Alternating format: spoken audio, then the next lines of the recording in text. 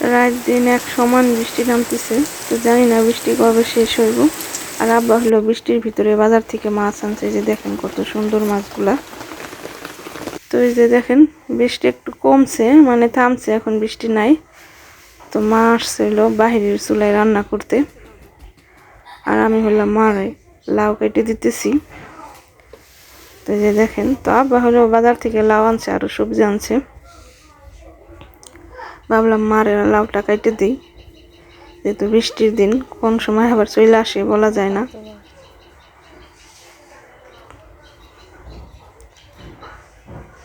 তো সাথেই থাকেন, দেখতে থাকেন আমার ভিডিও, ইনশাআল্লাহ দেখতে দেখতে আপনাদের সবার কাছেই ভালো লাগবো। আর বৃষ্টির ভিতরে তো ভিডিও করে কোনো নাই, মানে বাহিরে যাওয়া যায় না, অশান্তি। তো এই যে দেখেন আমার লাউ কাটা শেষ।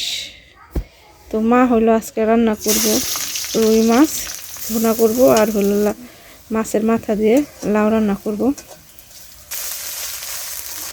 এই যে দেখেন প্রথমে মা মশলা টসলা দিয়ে পেঁয়াজটা কষাই নিতেছে। এই যে মাছ। তো আসসালামু আলাইকুম, সবাই কেমন আছেন? আশা করি যে যেখানে আছেন ভালো আছেন, সুস্থ আছেন। আমিও ভালো আছি।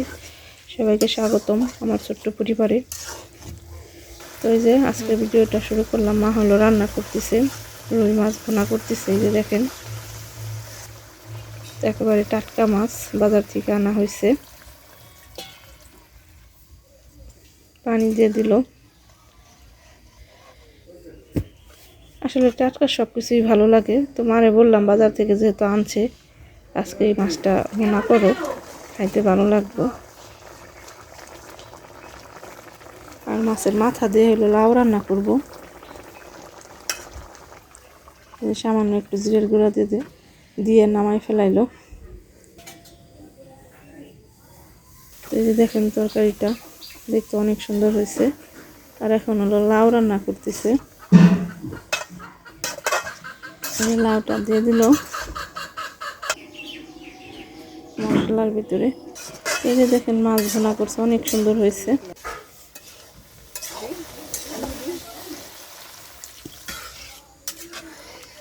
এই যে পানি দিয়ে দিল লাউয়ের ভিতরে।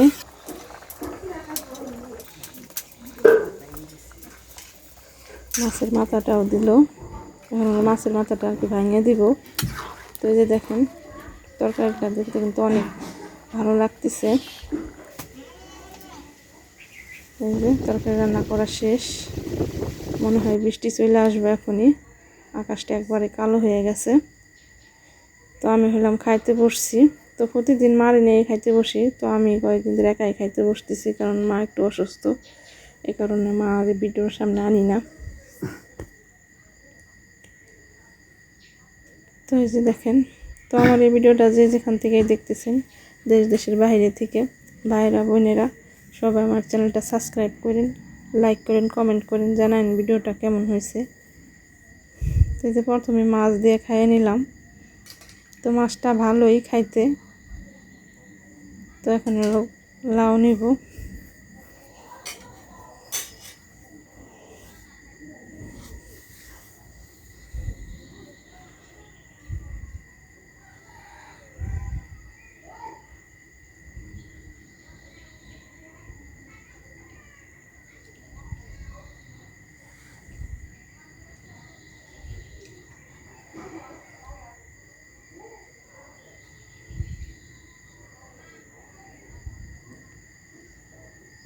তো লাউয়ের তরকারিটা ভালোই হয়েছে। তো সবাই ভালো থাকবেন, আল্লাহ হাফেজ।